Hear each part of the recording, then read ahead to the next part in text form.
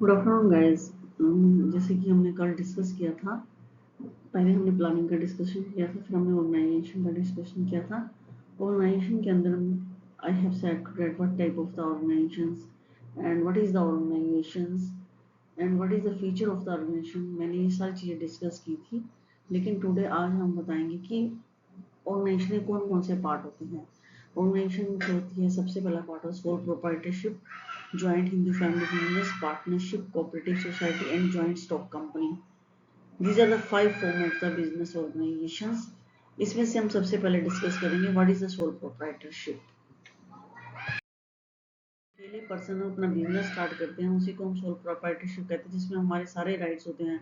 हम चाहे तो बिजनेस को बंद कर सकते हैं, चाहे कभी भी ओपन कर सकते हैं। जब हम अपना when there is losses in the business, we can stop the business, and when there is a profit, we can continue the business in 1 to 3 or 4 years. We can continue the business.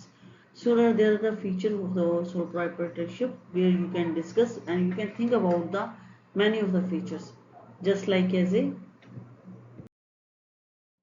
characteristic of sole proprietorship। सबसे पहले कि हम अपना business खोल सकते हैं, we are the owner of the business. Nobody can compete us and nobody can compare to what is good and what is bad.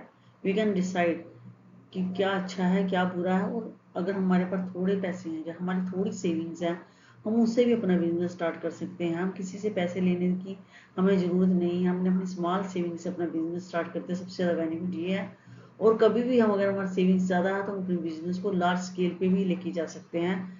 Third important topic is इसका जो फीचर है वो टैक्सेस। आज जो profit and losses are recording the owner personal tax return. हम जो भी profit and loss होगा हमारे पर्सनली ऊपर डिपेंड होगा कि हम पर्सनली उसके लिए लाइव है। There is no separate income tax to be paid to the property. हमारे एक अलग से कोई कंप्लाइंसेस नहीं है कि हम अलग से टैक्स पे कर सकें। कंप्लाइंसेस इसके लिए हम कोई रूल एंड रेगुलेशन फॉलो नहीं करते, किसी तरह का रजिस्ट्रेशन नहीं कराना पड़ता।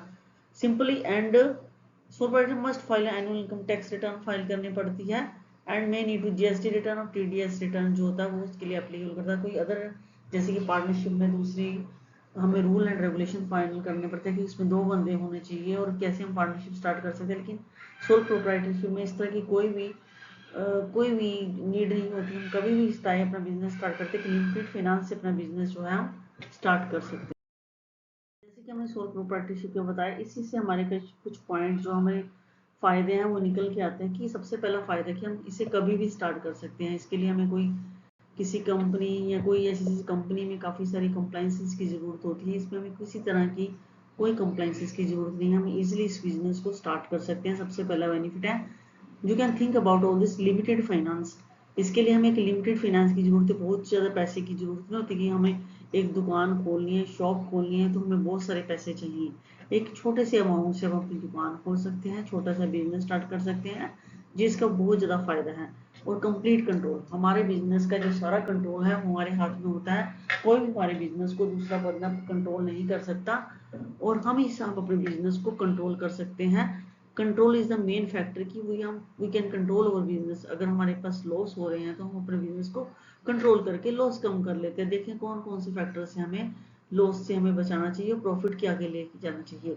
Straight forward taxation, sole proprietorship में स्ट्रेट फॉरवर्ड है, टैक्स के कोई ज़्यादा रूल है रेगुलेशन में टीडीएस जीएसटी वगैरह फाइल करना पड़ता है।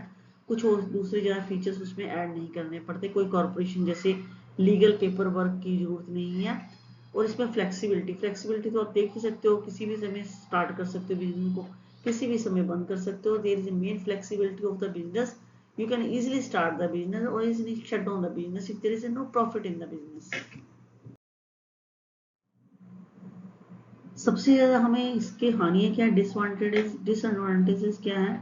सबसे पहले तो कि हमारे पास जो फिनांस होता है हम कम होता है, और हमारी लाइबिलिटी कभी कभी अनलिमिटेड होती है। कभी कभी हमारे बिजनेस के जो हमारे लॉस पूरे नहीं होते तो हमें अपनी पर्सनल प्रॉपर्टी भी बेचनी पड़ सकती है, क्योंकि हम अकेले बंदे हैं तो हमें अपने सारे बिजनेस के लॉस अपने में से पूरे करने पड़ते हैं।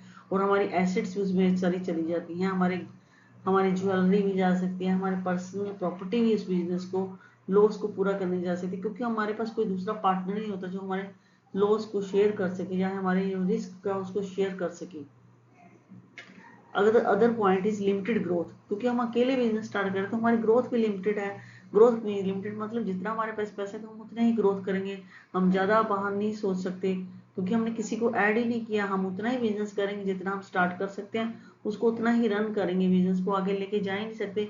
इसलिए हमारे पैसे पर हमारे पास क्योंकि लिमिटेड होते हैं, लिमिटेड सोर्स होते हैं, उन्हीं सोर्स के अकॉर्डिंग हमने बिजनेस की ग्रोथ करनी होती है।